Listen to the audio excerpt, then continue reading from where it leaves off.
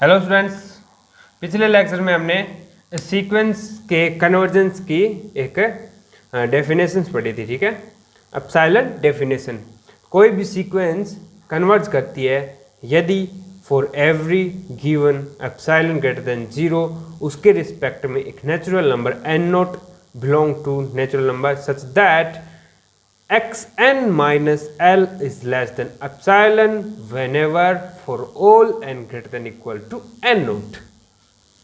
तो ये हमारी सीक्वेंस की डेफिनेशन थी। क्या?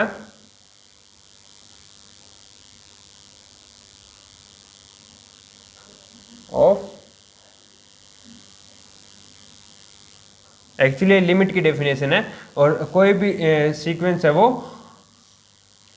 कन्वर्ज कहलाती है, कन्वर्जेंट कहलाती है यदि उसकी लिमिट फाइनाइट हो। ठीक है, तो for given epsilon greater than 0, for given epsilon greater than 0 ये हमें दिया होता है लेकिन इसके रिस्पेक्ट में हमें एक नेचुरल नंबर एन नॉट ढूंढना होता है। N not belong to natural number such that x n minus L, जो हमें प्रूव करना है कि हमारी सीक्वेंस की ये एल है उसकी लिमिट है, is less than epsilon when for all N greater than equal to N not. यानी कि इसका अगर मैं आपको मतलब समझाऊं तो अगर कोई भी एप्सिलॉन हमें नंबर दिया हुआ है ग्रेटर देन 0 तो उसके रिस्पेक्ट में एक हमें नेचुरल नंबर एन नॉट ढूंढना है कि उस नेचुरल नंबर के बाद जितने भी नेचुरल नंबर आएंगे उनके रिस्पेक्ट में जो हमारी सीक्वेंस की टर्म है उसका, और जो हमें प्रूव करना है कि ये उसकी लिमिट है एल, उसके बीच में जो डिफरेंस है वो लेस देन एप्सिलॉन। अगर हम ऐसा कर पा रहे हैं तो हम बोलेंगे कि वो सीक्वेंस हमारी एल पे कन्वर्ज करती है यदि एल है वो फाइनाइट हो। ठीक है, तो ये हमारी सीक्वेंस की डेफिनेशन है। आज हम इसी डेफिनेशन पे एक एग्जांपल करेंगे तो उससे आप इजीली समझ पाओगे।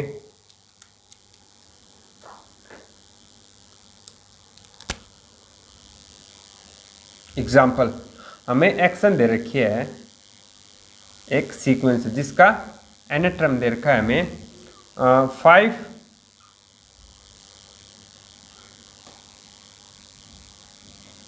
By n plus under root n।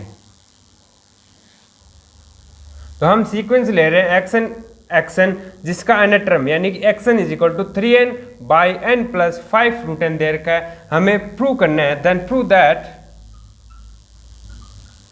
Prove that x n converge to 3 है ना, या फिर एक्सन की जो लिमिट है वो 3 है, ये हमें प्रूव करना है। तो देखिए हम इसको कैसे प्रूव करते हैं। तो जो लिमिट है, या फिर हमें देखो फॉर गिवन एप्सिलॉन है तो पहले ही मान लो आप, ठीक है, let epsilon is a given, हमें इसके रिस्पेक्ट में एक एन नोट ढूंढना है, तो हमें वो एन नोट ढूंढना है, यही हमारा काम है। इसमें जब भी आपको कोई भी सीक्वेंस दे रखी होगी जिस पे कन्वर्ज कर रही है, ऐसा बोले कि उसको कन्वर्ज करिए वो दिखाओ, तो आपको जस्ट फिर एक एन नोट ढूंढना है एप्सिलॉन के रिस्पेक्ट में। तो देखो, तो एक्स एन माइनस एल 3 वो लेस देन एप्सिलॉन हो जाना चाहिए, ऐसा हमें एन नोट ढूंढना है। तो एक्शन हमारा क्या है, तो थोड़ा इसको आप सिंप्लीफाई करना पड़ेगा, बस हर क्वेश्चन में ऐसे ही करना है आपको। मैं आप ये जनरल मेथड बता देता हूँ, -3। ठीक है, आप क्या करो, इसका एलसीएम ले लो, 3n माइनस 3n और माइनस 15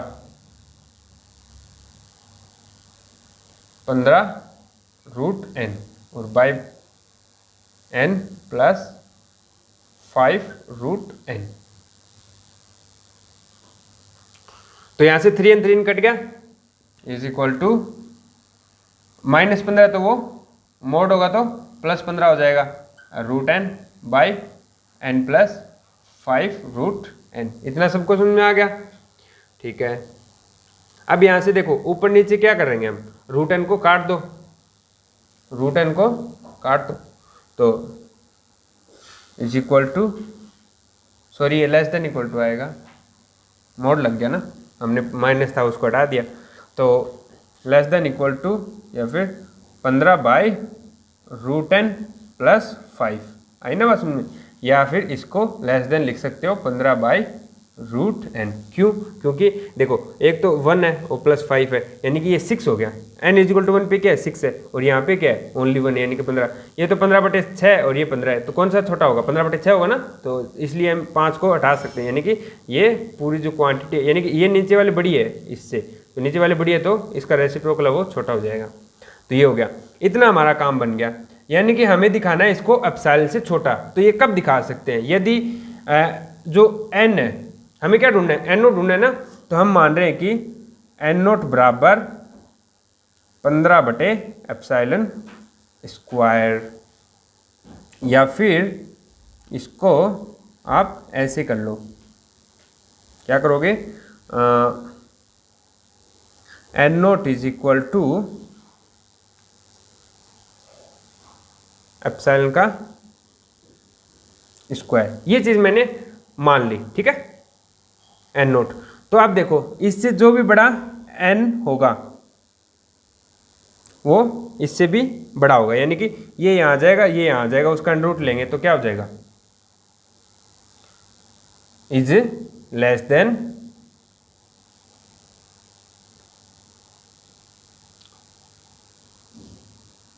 या फिर ये 225 लो, सॉरी, ठीक है, तो ये इधर जाएगा, यानी कि एप्सिलॉन² इज लेस देन 225/n, यानी कि epsilon is greater then 15/√n, यानी कि 15/√n है वो एप्सिलॉन से छोटा है। 15/√n जो है वो किससे छोटा आ गया? एप्सिलॉन से छोटा आ गया। तो आपको n0 ढूंढना है, तो यहाँ पे जो भी क्वांटिटी होगी तो आप इसको एप्सिलॉन के इक्वल पुट कर देना, यानी कि 15/√n को आप एप्सिलॉन के इक्वल पुट कर दो, n0, ठीक है, यहाँ पे n0 रख लेना।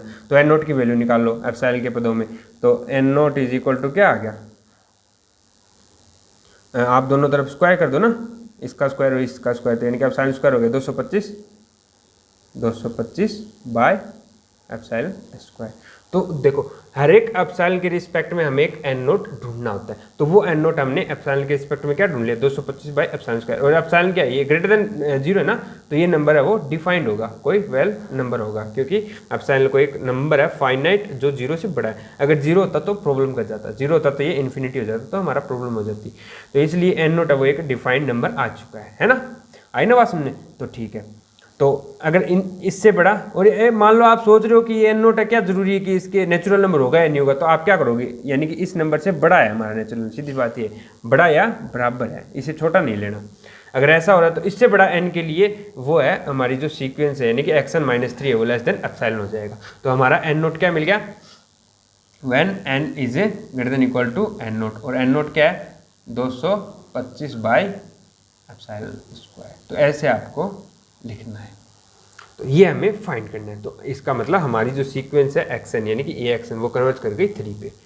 तो ऐसे आपको ये एप्सिलॉन डेफिनेशन का यूज करके इसका दिखाना है। तो ये जो है एप्सिलॉन डेफिनेशन वो उसी कंडीशन में हमें यूज करनी है जब आपको एग्जाम में बोले कि आप इसको एप्सिलॉन डेफिनेशन से प्रूव करके दिखाओ कि इसकी लिमिट है वो 3 पे कन्वर्ट कर रही है।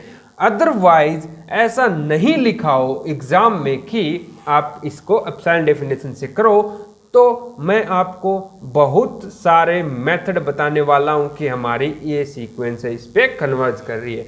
तो आगे चल के हम इसके 3 या 4 मेथड पढ़ेंगे जिससे हम प्रूव कर सकते हैं कि हमारी सीक्वेंस है वो कन्वर्ज कर रही है किस पे? 3 पे। तो अब उनकी ओर बढ़ते हैं। तो सबसे पहले मैं आज एक आपको थ्योरम कराऊंगा। कैसी थ्योरम? कि every convergent sequence is bounded. ये आपकी थ्योरम का स्टेटमेंट है कि हमारी सीक्वेंस अगर कन्वर्ज करती है तो वो पक्का बाउंडेड होगी, बाउंडेड बिलो एंड बाउंडेड अबो। तो आज हम उसी थ्योरम के बारे में बात करेंगे।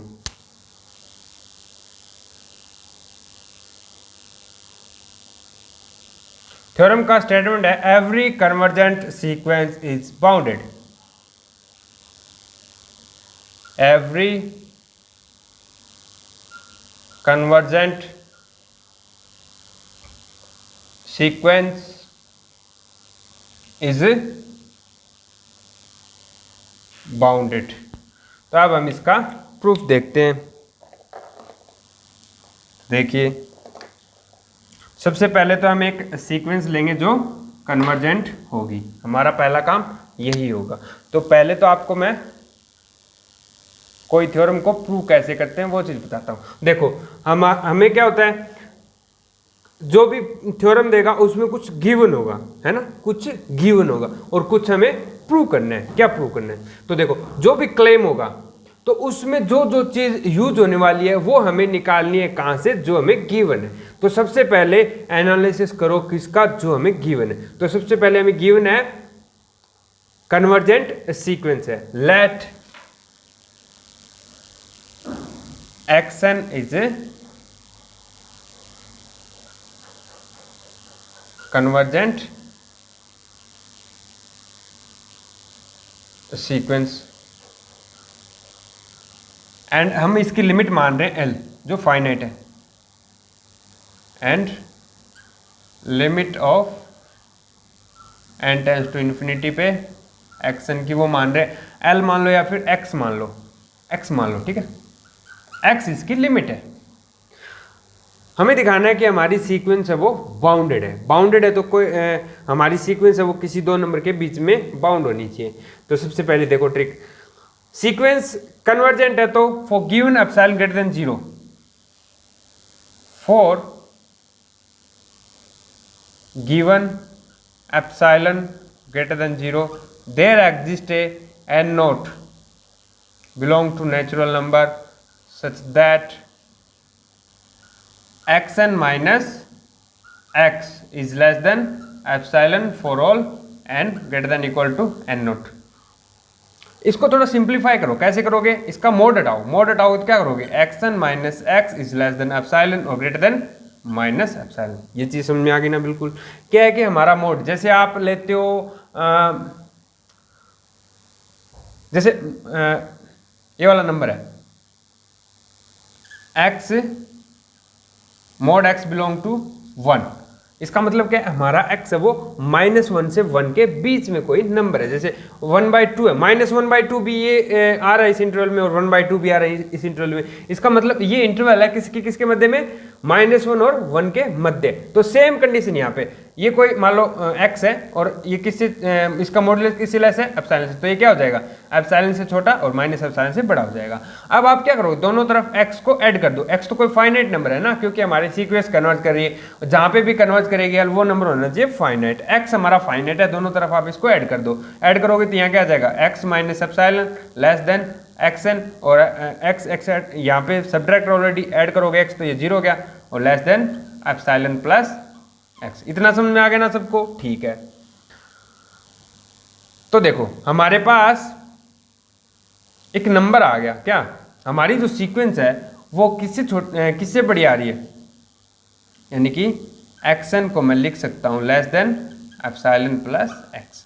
ये चीज लिख सकता हूँ क्योंकि ये कोई x है, उसमें से एक तो एप्सिलॉन घट रहा है और एक ऐड कर रहा है, तो ये वाला नंबर बड़ा हो गया ना, तो ये हमारे xn जो है वो इससे छोटी हो जाएगी। और देखो एक चीज और भी ले सकते हो, अगर आप एप्सिलॉन ले रहे हो, कंफ्यूज हो रहे हो, तो आप देखो गिवन एप्सिलॉन होता है, हमारे पास गिवन होता है ऑलरेडी, तो हम इसको 1 भी ले सकते हैं, कोई प्रॉब्लम नहीं है इससे भी, ठीक है। आप गिवन होता है तो इसके रिस्पेक्ट में एक एन नोट ढूंढना होता है, तो ये गिवन तो ये हम मान लो कि हमने 1 मान लिया इसको, तो हमारी जो सीक्वेंस है वो यहाँ पे एप्सिलॉन की जगह 1 आ जाएगा हर जगह। तो इससे आप कंफ्यूज नहीं होगे और कुछ नहीं है एक्स्ट्रा। एप्सिलॉन भी काम कर जाता है, यह भी काम कर रहा है, ठीक है। 1 1 और 1, ठीक है। तो हमारी जो सीक्वेंस है एक्सन, सीक्वेंस एक्सन किसके बाद, एन नोट के बाद। एन नोट के बाद जितने भी हमारी टर्म है x n not plus 1, x n not plus 2, x n not plus x3, ऐसे बहुत सारे एक्स एन इन्फिनिटी जो भी ना एक्स इन्फिनिटी, वो सारे के सारे टर्म किससे छोटे हैं, 1 प्लस एक्स। एक्स कोई फाइनाइट नंबर है और 1 भी फाइनाइट नंबर है, तो इनका एडिशन क्या होगा, फाइनाइट, मान लो k हो गया, ठीक है। तो हमारी जो एक्स एन है वो 1 प्लस एक्स से छोटी आएगी, कब, एन नोट के बाद। हमें पता किसका नहीं है, x1 x2 x3 x4 x n naught तक जितने टर्म आ रहे हैं सीक्वेंस के, उनके बारे में हमें नहीं पता कि वो किससे छोटे हैं या किससे बड़े हैं। तो हम एक चीज पता है कि जो x1 x2 x3 से लेके x0 तक है, ये सारे के सारे नंबर क्या है, फाइनाइट नंबर है, क्योंकि हमारी जो सीक्वेंस है वो फाइनाइट नंबर की सीक्वेंस है, इसलिए उनका हम मैक्सिमम ले लेंगे। लेट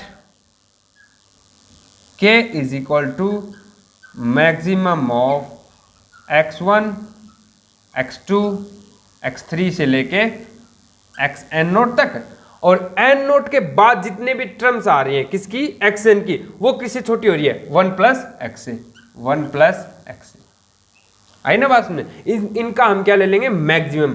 जो भी इनमें से मैक्सिमम होगा उससे फिर हमारे सीक्वेंस की हर एक टर्म बाउंड हो जाएगी।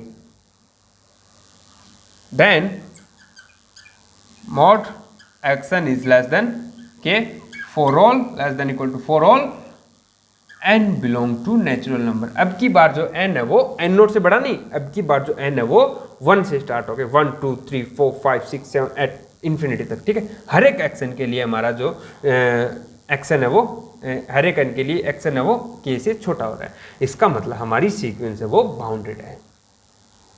देन xn इज बाउंडेड, ये हमारी सीक्वेंस थी, every convergent sequence is bounded. बहुत ही अच्छी इंपॉर्टेंट थ्योरम है, एग्जाम में मोस्टली पूछी जाती है, और ये इसका इजी सा एक प्रूफ है। I hope you like it, and अगर आपको अच्छा लगा हो तो आप नीचे कमेंट में मुझे बता सकते हो ये थ्योरम का प्रूफ कैसे समझ में। अगर कुछ सजेशन देना चाहो कि सर यहाँ पे कुछ ऐसा हो जाए तो बेटर समझ में आएगा, तो वो भी आप दे सकते हो, ठीक है।